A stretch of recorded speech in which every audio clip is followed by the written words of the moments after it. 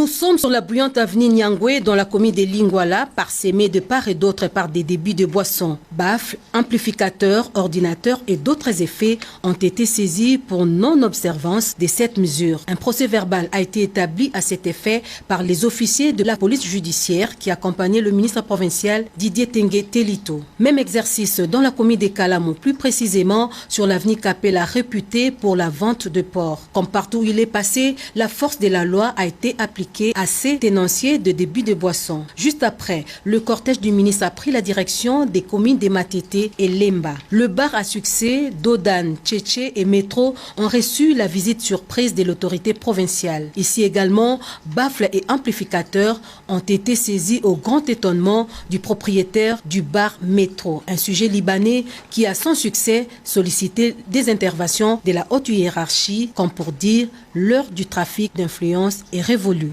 Prochainement, je dirai aux gens du métro bar de réglementer par rapport au son parce que ça a dérangé aussi les familles environnantes. Les églises ne sont pas en reste. Des bruits à répétition portant atteinte à la quiétude de la population ont vu leurs auteurs, du reste pasteurs, sanctionnés et leurs instruments de musique saisis. Des instructions qui ont été données par la hiérarchie, nous sommes descendus et nous avons appliqué avec force l'édit 005 du 9 octobre 2012 qui sanctionne les nuisances sonores, mais aussi l'ordonnance du 31 mai 1975 qui réglemente les heures d'ouverture des fermetures de débit de boissons.